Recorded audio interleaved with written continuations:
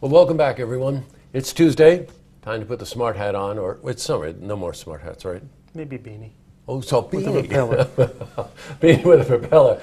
Then I guess you know it's the Doctor of Technology, Jerry Friedman from Colden Company. Hey, Jesse. How are you today? I'm great, Jerry. How are you? I'm well, thank you. Welcome back. Thank you.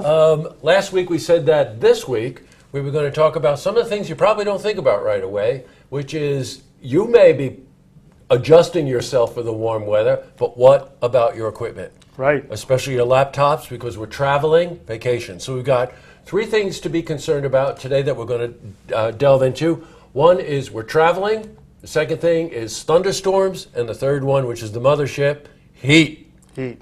Okay, so we're going to talk about those, right? Right. Okay, where do you want to start? Well, the big thing to consider is, heat, power spikes, and there's always backup. You got to make sure your stuff is backed up no matter where you are. Sure. And, I think it really goes without saying that electronics and water don't mix. So if you're at a pool or the beach or on a boat with your tablet or your laptop, take precautions that that doesn't get dunked. Yes, right, sure, of course. Now, people would assume, you forget. You're sitting down with a towel, you put the laptop down, you're blocking the ventilation. Right.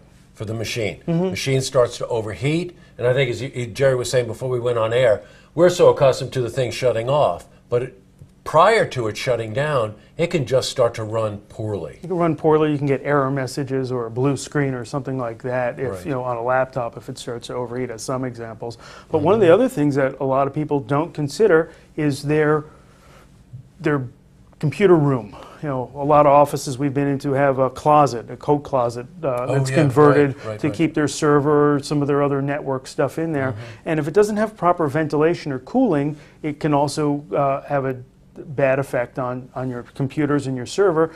Ideally, those devices like it to be between 68 and 71 degrees Fahrenheit, and probably about a max of 82 degrees Fahrenheit. Right, so and when we're judging temperature, like today it's 80 degrees out there. Right. It's 80 degrees out there. And I think that small company you were talking about, it sounds vaguely familiar of having all the equipment in one room with no ventilation. Right. I think I know this guy. Yeah, you probably walk past it on a regular basis. I probably do, actually. Yeah, and remember, those devices are also exhausting the heat, and the newer processors run faster and hotter, so there's more heat to dissipate. That just stays in the room, the whole room just heats up, and it's a bad cycle. So you want to make sure it's properly ventilated and cooled. Okay, let's move on. Last Friday, a lot of thunderstorms moved through the area, some severe, and as you know, that's my nemesis, I'll tell you, because of our tower. Lightning strikes, it can be bad. And lightning does strike twice. I don't know if you know that or not, but it does strike twice.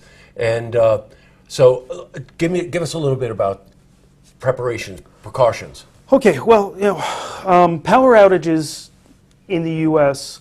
cost businesses about $80 billion annually in lost productivity and expenses of repairing or replacing things that got trashed with surges. So one of the things that you want to make sure is that your electronic devices are protected. The best way to do that is with what's called an uninterruptible power supply, or UPS for short, not the guys in brown shorts. Although they've been hit by lightning, they probably, whatever they're wearing turns into brown shorts, don't you think? Possibly, yeah. Okay. So what you want to do is have this UPS device, and on the table we have an example of one that will provide a power, as it says, uninterruptible power. Right. So you'll lose power to the building. This is a device has battery power that will allow you to, on a short term,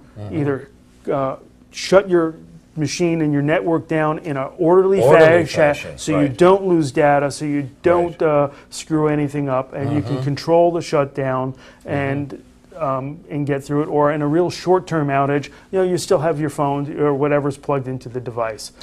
Gotcha. And concerning thunderstorms, people think about losing power. However, spikes can be just as dangerous, right? Right. All of a sudden, that your usual 110 voltage is no longer 110. Right.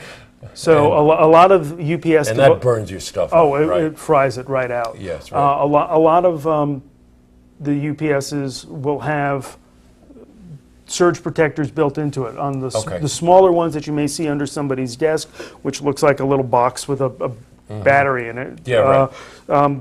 Will provide surge protection on one side and battery protection with the surge protection on the other. So if you just have a laptop that doesn't necessarily need to run off of that battery power, that can go on the surge protection side, and then devices that you want to stay on through that outage can be on the battery powered side. And the main thing there is you're saying not necessarily your laptops, because your laptops have batteries inside them. Exactly. Right, so they're able to function on their own. All UPSs created equal? No, they're not. They come in a wide variety of sizes and styles and technologies. Some of them are smaller and more basic, which are designed to give you that few minutes of Protection, of protection, I guess, right, in the right. short outages, and time to shut down your system properly. Right. There are more sophisticated ones that will do an automated shutdown, which is great if you have an outage that's after hours. You're not there, you can't shut stuff down. You're always Right. on devices can be shut down in an orderly fashion.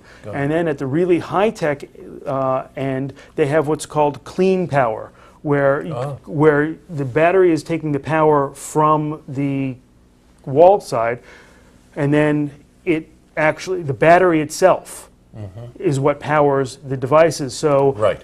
because that battery power is a consistent clean power, it's not subject to the spikes of brownouts or voltage spikes from a lightning strike, for instance. So those are the more expensive, more sophisticated ones, but you're always on super critical devices. You want to make sure that you have the best protection available for them. Sure, for both reasons, outages and spikes. Right. You mentioned something about a rating system called Joules or something, assuming you don't mean the family Joules. No, but again, with Joules and the rating on power strips or surge protectors, the bigger the better. We're getting very technical. Yeah, now. we are. Yeah. So if you're buying a surge protector, like a power strip that you would keep Yes, on your right, sure. desk or something like that, you want a Joule rating of a minimum of 600. Again, higher is better. If you're traveling with a laptop and you don't want to carry a power strip, there are single outlet devices that you right, can I've seen use, those. and some of those, for under $20, you can get Joule ratings, above 900. So, anything is better than nothing. Yes. So, but if you're going to go that route, get the best piece of Well, equipment the old that you can. safe and sorry, Exactly. right? And Right. the kinds of things that you just honestly don't think about until it's too late. Right. Again, the voice of experience speaking here, as you well Right. know.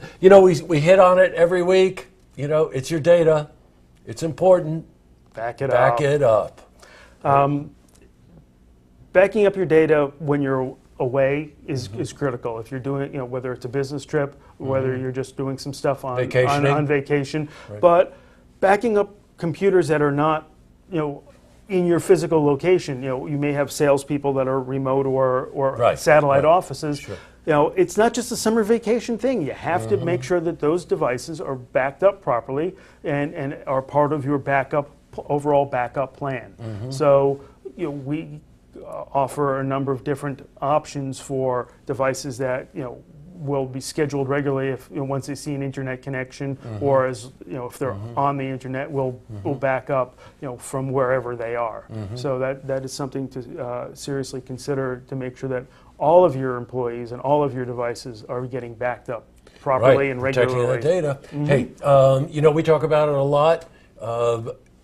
Next week we're going to really delve in. You've heard me speak about it a couple of times, where Jerry has come in and just troubleshooted things for us, given us a better plan of action, made us more efficient, made certain that our data was protected. So next week, I'm going to really corner you next week. Okay. Why? You're a service provider. That's what you do, right? That's what we do, right. Okay, we're going to find out what a service provider does. Is that all right? That's fine. Okay. That gives you all week to think about it. I hope I have an answer to that already, but yeah. I like ambushing you. I don't think I like this. Well, that's great. Okay, I'll see you next week. Okay, It take sounds care. good. Hey, to see this interview again, if you have any questions for Jerry, head to our website, looktvonline.com.